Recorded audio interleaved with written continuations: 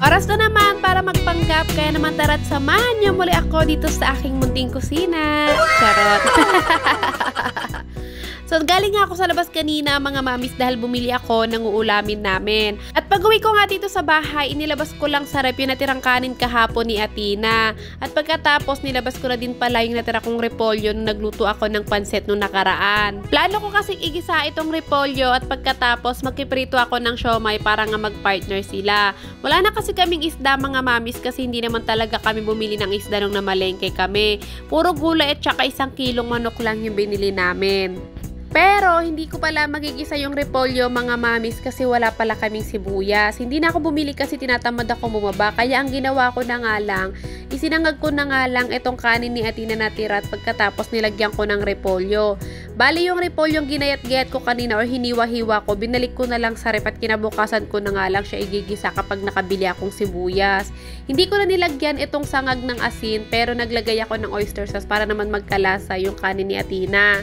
Pagtapos ko naman isangag yun mga mamis, itong at nagsalang ako ng kaserol at naglagay lang ako ng steamer. At pagkatapos itong at nagsalang na ako ng siomay, dinamihan ko na kasi nga madalang lang kaming makakain neto. Kaya naman pag nagluluto ako neto or nag-i-steam ako, medyo nadamihan ko para hanggang gabi na. Dalawa lang naman kami ni Athena ngayon nakakain kasi maaga-agang umalis si Daddy. Kaninang umaga talaga ay naglaban na ako, nagpaikot na ako ng mga damit ni Daddy. Kaya naman ngayon bandang hapon itong at magsasampay na ako. Pero dahil sira nga yung sampayan namin ngayon mga mamis at hindi ko pa nasasabi sa may-ari nitong apartment kaya hindi pa naayos. Ito nga takisampay muna ako dito sa kapitbahay ko. Nagpaalam naman ako sa kanya at pumayag naman siya kasi meron naman siyang sampayan sa loob ng bahay niya. Kaya ako na lang daw muna yung gumamit ng sampayan niya sa labas. After ko naman magsampay, sinalang ko lang yung mga damit namin ni Athena doon sa washing para nga kapag medyo natuyo naman na yung sinampay ko mga damit ni Daddy, yung mga damit naman namin ni Athena isasampay ko. Habang nagpapaikot nga ako at nag-i-steam ako ng siomay mga miss, ito at nagpahangin muna kami ni Athena sa labas. Mukhang delikado pa nga yung mga sinampay kong damit ni Daddy kasi parang uulan at napakalakas ng hangin.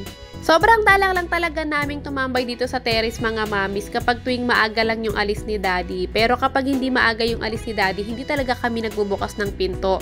Ngayon kasi nasaktuhan lang din talaga na nagsampay ako at pagkatapos nakita namin na masarap yung hangin kaya napatambay kami. After naman namin magmuni-muni ni Athena doon sa terrace, naisipan ko na maligo na. At habang naliligo naman ako, si Athena ay bumalik na sa kwarto niya. Kinabukasan na nga to mga mamis kasi kahapon pagkatapos kong maligo ay hindi na talaga ako kumilos ulit. Naramdaman ko kasi kahapon habang nagsasampay-sampay ako ng mga damit ni Daddy ay may pumipintig sa tahi ko kung saan ako inoperahan. Kaya naman itinigil ko muna yung pagkilos ko at nagpahinga na nga lang ako kahapon after kong magsampay. Kaya naman ngayon itong at kinontinue ko yung gagawin ko. Inayos ko na pala itong mga sapatos na dapat ay itatapon ko. Marami talaga sanang gustong humingi ng mga sapatos na to ni Athena mga mamis, kaya lang sobrang lalayo nila. Hindi ko naman kayang ipadala mga mamis kasi medyo may kamahalan kapag pinadala pa. Pero ngayon yung nanghihingi nito o yung kukuha nito ay siya mismo yung magpupunta rito sa bahay kaya naman ibibigay ko na. May mga ibang damit akong tinapon na kasi hindi naman na talaga pwedeng magamit. Inilagay ko na nga dito sa isang plastic para malagay dito sa karton. Dito nga pala na ako nagtatapon ngayon ng basura namin. Kasi alam niyo naman, no nakaraan ay medyo nag-aayos-ayos ako ng kusina. Dati talaga nasa loob ng bahay yung aming basura. Kasi nga pag dito namin nilalagay sa labas ay may mga pusa. Pagising namin kinabukasan ay kalat-kalat na. Kinuha ko na din pala yung mga sinampay kong basahan kahapon at sakto naman ay tuyo na. At sa pangalawang pagkakataon nga mga mamis ako ay maliligo ulit. Samantalahin nyo na yung panonood ng vlog ko na to ngayong araw mga mamis. Dahil simula ata, nung nagsimula ako sa pag-vlog, ngayon nyo lang nakita or ngayon nyo lang napanood sa vlog ko na dalawang magkasunod na araw akong naligo. Alam niyo naman mga mamis, madalas sa mga vlog ko, sinasabi ko na hindi talaga ako masyadong palaligong tao.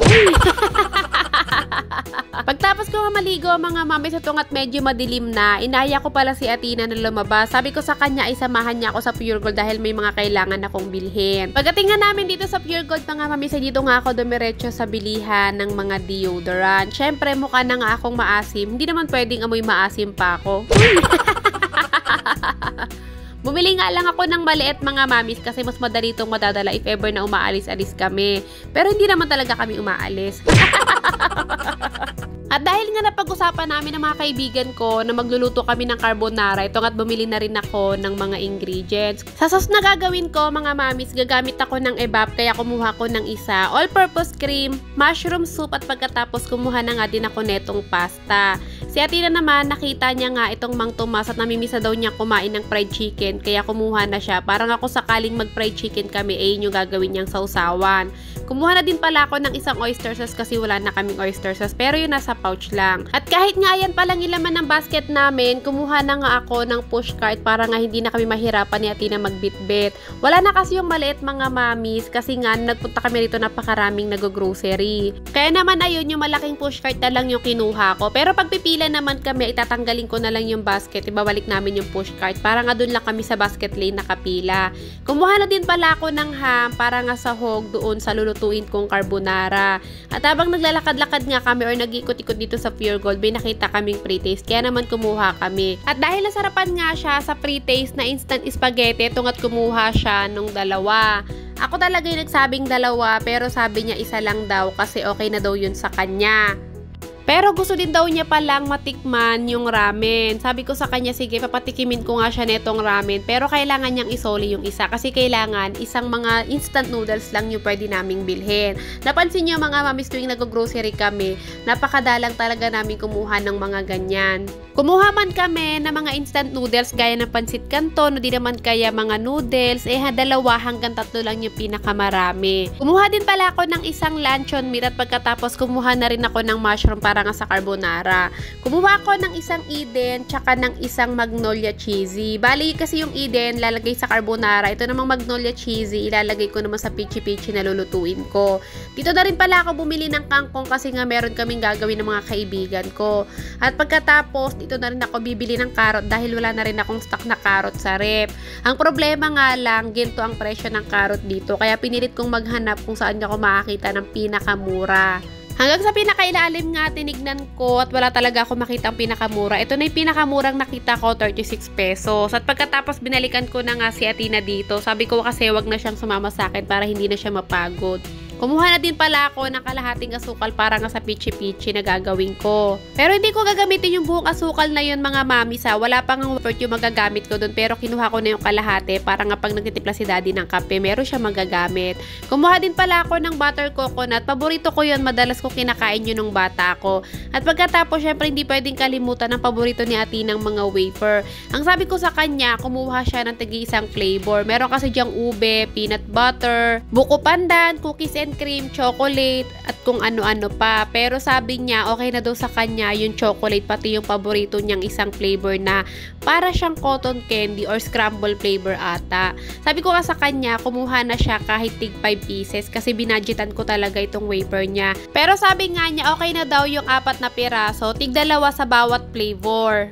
Kasi nga natikman na daw naman niya lahat ng flavor, kaya okay na daw sa kanya yung 4 pieces lang. Pero may nakita din ako ditong wafer na parang bago sa paningin ko. Tapos ang mura lang niya, kaya kumuha na ako ng 2 kasi sakto naman pupunta yung kaibigan ko sa bahay at ibibigay ko na lang to sa kanya para nga tag-isa yung 2 anak niya. Yun lang naman yung kinuha namin at pagkatapos pumila na nga agad kami dito. Buti na nga lang ay hindi mahaba yung pila sa may mga basket lane. Kaya naman ito nakapagbayad agad kami ni Athena. Umuwi nga agad kami dito sa bahay kasi wala naman na kaming ibang pupuntahan dahil gabi na. Pagdating nga namin dito sa bahay, agad kinuha ni Athena sa plastic yung 2 bitbit niya kanina na toy niya. Lagi niya talagang binibitbit yan, mga mamis, tuwing lalabas kami or kahit saan kami magpunta. Hinahayaan ko na nga lang si Athena, mga mamis, na lagi niyang bitbit yun sa tuwing lalabas kami kasi siya naman yung nagdadala at bukod doon, masaya talaga siya kapag kasama niya yun sa labas. Mas masaya pa nga siya kapag sinasama niya yun sa labas kaysa kapag ako yung kasama niya sa labas. Uy! Inayos ko lang yung konting grocery namin at pagkatapos sinasikaso ko naman itong kamote. Ginadgad ko lang pala to, mga mamis, at pagkatapos titimplahan ko lang. Para nga kinabukasan paggising ko, ay i-steam ko na lang siya. Bale, ito pala yung pichi-pichi, mga mamis. Hindi mahirap gawin to, sobrang dali niya lang gawin. Sa mga nagtatanong nga kung paano gawin to at sa mga nanghihingi ng complete ingredient at exact measurement, punta kayo sa YouTube channel ko, mga mamis, kasi meron tong sariling video niya kung paano ko siya tinitimplahan at saka nandun din yung exact measurement niya. Sobrang dali lang talagang gawin neto at pagkatapos maganda pa siyang gawing pang business. Ang kinagandahan pa nitong pichi-pichi mga mamis, kahit 3 araw na siyang sa rep nyo na hindi pa naluluto ay okay lang at hindi talaga siya masisira. Basta matakpan nyo lang din ng maayos.